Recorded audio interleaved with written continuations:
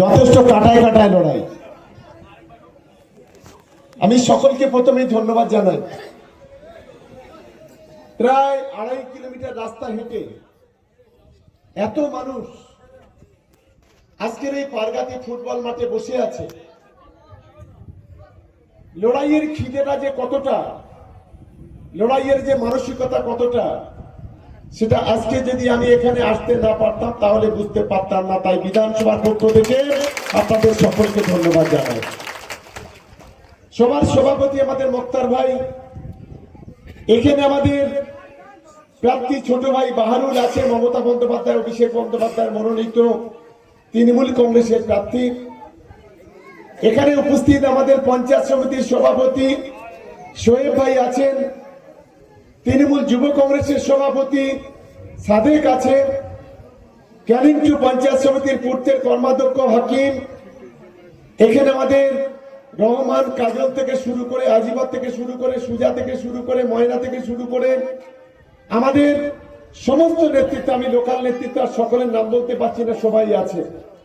চন্দন শ্যামল থেকে শুরু করে আমাদের ওদিকে প্রভাত থেকে, বিশ্বজিৎদা থেকে শুরু করে, হেমন্ত দা, নীরা থেকে শুরু করে আমাদের সকলেই নেতৃত্ব আছে।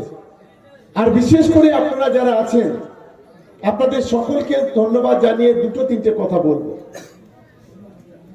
আমি প্রথম জানতে চাই, আপনারা আমার প্রতি বিশ্বাস আছে তো? সবার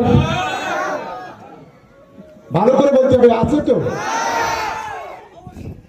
আমি আরেকটা কথা জানতে চাই, আমার যারা অপমান করেছে গত 1.5 বছর ধরে, তার যোগ্য জবাব আপনারা দেবেন। ধন্যবাদ সকলকে। আমি অত্যন্ত গর্বিত একটা জায়গায় যে ক্যানিং পূর্বের এই পবিত্র মাটিতে জন্মগ্রহণ করেছি, এবং যেভাবে আমার দিদি, আমার বোন, আমার মায়েরা, আমার ভাইরা, আমার দাদারা, আমার গুরুজনেরা এই ক্যানিং পূর্ব থেকে যেভাবে আমার পাশে দাঁড়িয়েছে, তার জন্য আমি প্রত্যেককে আরো একবার সালাম, আরো একবার প্রণাম, আর একবার শ্রদ্ধা জানাচ্ছি। আপনারা জানেন যে আমরা 2024 লোকসভা নির্বাচন, যে নির্বাচনে এই দেউলি টু সহ ক্যানিং পূর্ব থেকে 1,66,244 ভোটে আমরা লিড পেয়েছিলাম। যখন আমরা 2024 নির্বাচন করেছি, তখন আমাদের মাননীয় মুখ্যমন্ত্রী মমতা বন্দ্যোপাধ্যায় লক্ষ্মীর ভান্ডারের 1000 টাকাটা 1500 টাকা করেনি, আর 1200 টাকাটা 1700 টাকা করেনি। যখন আমরা 2024 লোকসভা নির্বাচন করেছি, তখন বাংলার 1 কোটি যুব সমাজ, তারা কখনোই যুবসাথী প্রকল্পে 1500 টাকা করে মাসে তাদের ব্যাংকে টাকা ঢোকেনি। যখন আমরা 2024 লোকসভা নির্বাচন করেছি, তখন এই ক্যানিং পূর্বে 56,000 বাংলার বাড়ি, কেউ 1,20,000 টাকা, কেউ 60,000 টাকা তখন পাইনি। যখন আমরা 24 নির্বাচন করেছি, আগে জমি থাকলে কৃষক বন্ধু ছিল, জমি না থাকলে কৃষক বন্ধু ছিল না। কিন্তু আজকের মমতা বন্দ্যোপাধ্যায় যার জমি নেই, তার পর্যন্ত কৃষক বন্ধুর নাম লিখিয়েছে। এটাই হচ্ছে আমাদের মমতা বন্দ্যোপাধ্যায়।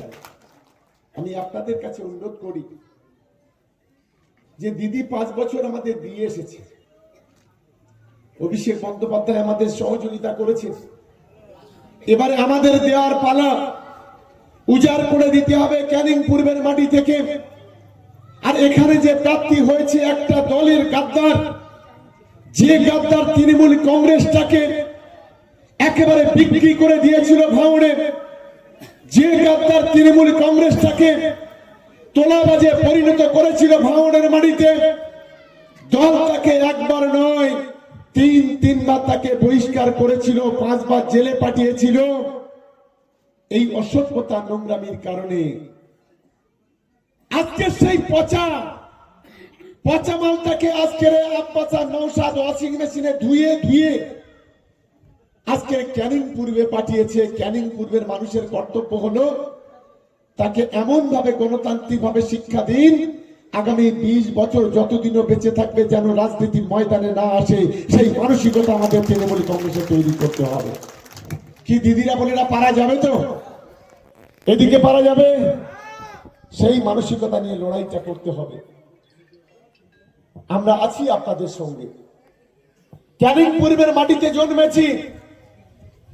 প্রার্থী বাহারুল, মমতা বন্দ্যোপাধ্যায়, অভিষেক বন্দ্যোপাধ্যায় মনোনীত।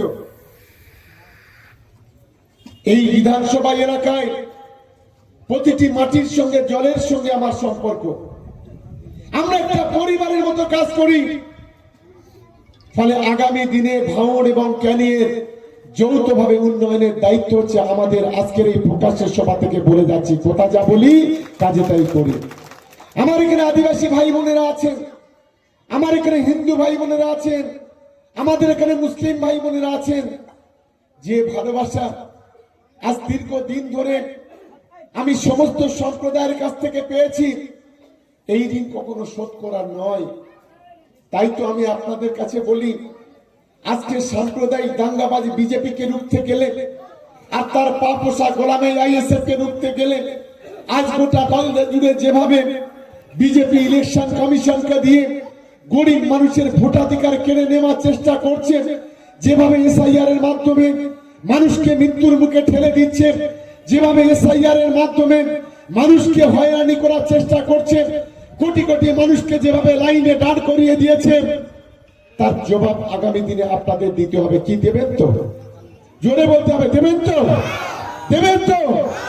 জবাবটা দিতে হবে।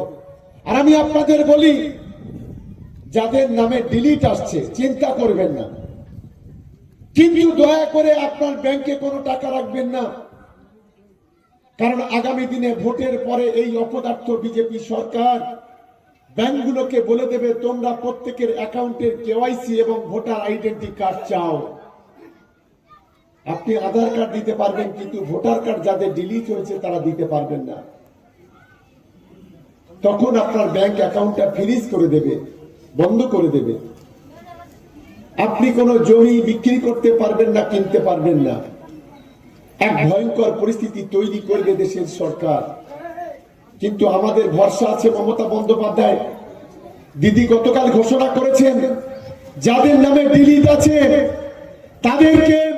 তাদের জন্য হাইকোর্ট থেকে সুপ্রিম কোর্টে লড়াই করব, তবু একজনের নাম যাতে বাদ না যায় সেই চেষ্টা করব। এটা মমতা বন্দ্যোপাধ্যায় আগামীকাল ঘোষণা করে দিয়েছে। ফলে আপনারা একটা কাজ করবেন, ডিস্ট্রিক্ট ইলেকশন অফিসারের নামে একটা দরখাস্ত করবেন। আর আপনি যে বিএলওর কাছে যে কাগজপত্রগুলো জমা দিয়েছিলেন সেইগুলো নিয়ে বিডিওর কাছে জমা দেবেন। বিডিওর একটা ট্রাইব্যুনাল করেছে সুপ্রিম কোর্ট, সেই ট্রাইব্যুনালে প্রত্যেকটা কাগজ দেখা হবে এবং যাদের নাম, যারা এই মাটিতে জন্মেছে, যাদের বাপ দাদা 14 পুরুষ এই মাটির সঙ্গে যাদের সম্পর্ক, যাদের ছেলে, যাদের মেয়ে, তারা এই মাটিতে জন্মেছে, আজ কাপুরুষের দলেরা তাদের নামটা কেটে দিচ্ছে। ছেলের ভোটার হয়ে গেল, আর যে বাবা জন্ম দিল সে ভোটার হতে পারেনি। যে মা জন্ম দিল সে ভোটার হয়ে গেল। যে ছেলে প্রসব করলো সেই ছেলের বয়স 18 বছর, 20 বছর, 30 বছর, তার ভোটারটা কেটে দিল। নোংরামির একটা সীমা আছে। এই নোংরামি করছে দেশের অপদার্থ বিজেপি সরকার। ইলেকশন কমিশনকে দিয়ে মানুষের ভোটাধিকার কেড়ে নিচ্ছে। আগে মানুষ ঠিক করতো ভোট দিয়ে সরকার কিভাবে গড়বে, আর এখন সরকার ঠিক করছে মানুষ কি করে ভোট দেবে। ভাবতে পারেন? শুধু তাই নয়, আজ বাঙালিদের উপর নারকীয় তাণ্ডব। বাংলায় কথা বললে পিটিয়ে খুন করে দেওয়া হচ্ছে। বাংলার শ্রমিকরা কথা বললে তাদেরকে ঘরে আটকে রেখে উলঙ্গ করে পেটানো হচ্ছে। ভারতবর্ষের সংবিধান তো সে কথা বলেনি। আজকের বিজেপি সরকার গোটা দেশ জুড়ে হিন্দু, মুসলমান, আদিবাসী, দলিত সম্প্রদায়ের মানুষ যারা আছে, যারা গরিব, যারা খেটে খাওয়া, আজ তাদের বিরুদ্ধে এই ধরনের নোংরা খেলা খেলছে। তাদের বিরুদ্ধে আমাদের সোচ্চার হতে হবে, সংগঠিত হতে হবে। আজ আমরা দেউলি 2 এর মানুষ, আমরা গর্ববোধ করতে পারি আমাদের মুখ্যমন্ত্রীর নাম মমতা বন্দ্যোপাধ্যায়, আমাদের নেতার নাম অভিষেক বন্দ্যোপাধ্যায়। আজ দেউলি 2 এর অলিতে গলিতে পিচের রাস্তা, কংক্রিটের রাস্তা। আজ দেউলি 2 এর প্রতিটা গ্রামে গ্রামে বিদ্যুৎ, প্রতিটা বাড়িতে বাড়িতে বিদ্যুৎ। আজ দেউলি 2 এর পানীয় জলের ব্যবস্থা। আজকের দেউলি 2 এ হাজার হাজার মানুষ আজকে বাংলার বাড়ি পেয়েছে। আজ দেউলি 2 এর বিভিন্ন উন্নয়নটা হয়েছে। আমি তাই আপনাদের কাছে অনুরোধ করব, আপনারা সকলে মিলে ঐক্যবদ্ধ হন আর 29শে এপ্রিল জোড়া ফুলে ভোট দিয়ে আমাদের এগেনস্টে যে প্রার্থীগুলো আছে তাদের জামানত জব্দ করে দিন। এই আবেদন আমি প্রত্যেকটা তৃণমূল কংগ্রেসের কর্মীদের কাছে রেখে আমার বক্তব্য আমি শেষ করছি। জয় হিন্দ, বন্দে মাতরম। তৃণমূল কংগ্রেস জিন্দাবাদ, মমতা বন্দ্যোপাধ্যায় জিন্দাবাদ, অভিষেক বন্দ্যোপাধ্যায় জিন্দাবাদ, আর আমার ছোট ভাই বাহারুল।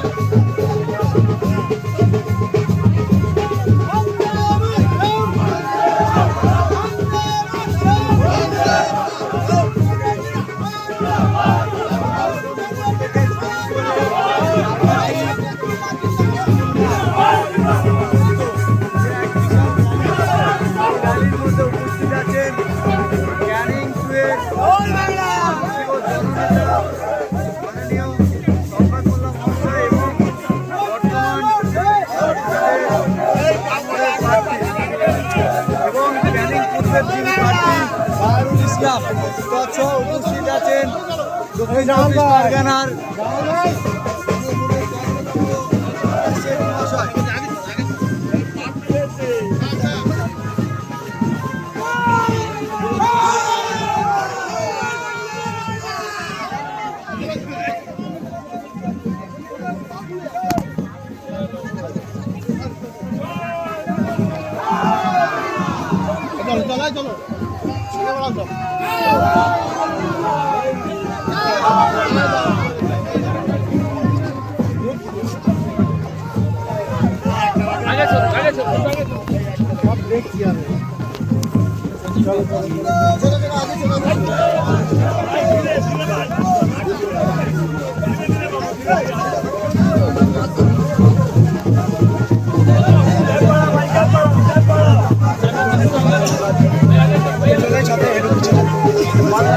चलो भाई चलो चलो चलो ए भाई चलो चलो आगे चलो अरे आगे चलो ना प्लीज आगे चलो आगे चलो आगे चलो भाई आगे चलो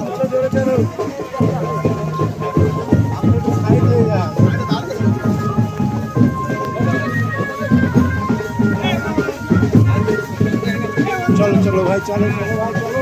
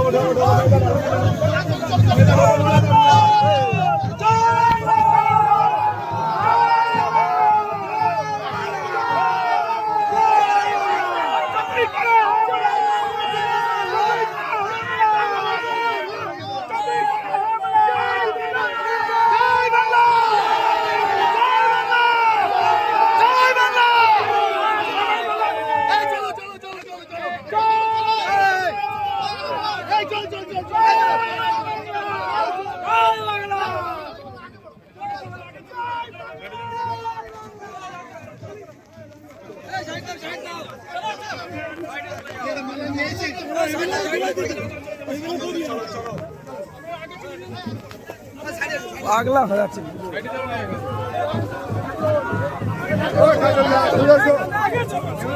জয় বাংলা।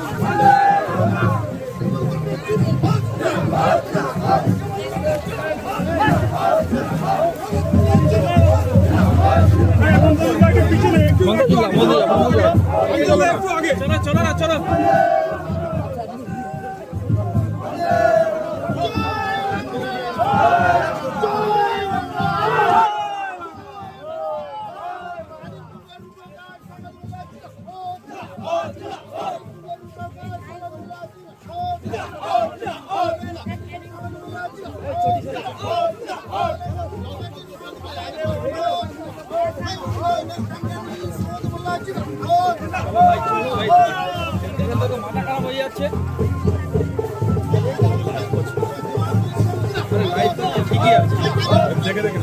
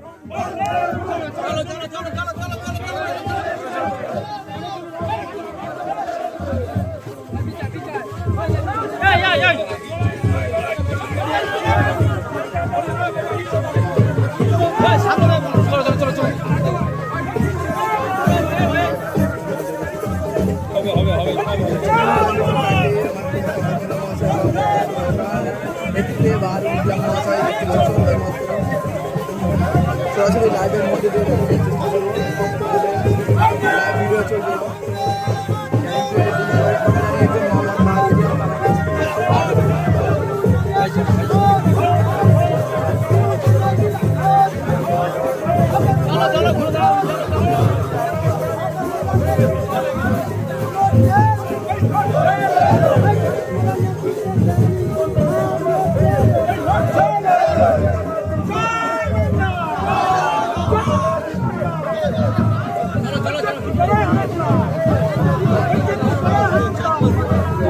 বের করবো তো জুতোটা বারবার বারবার খুলে যাচ্ছে আগে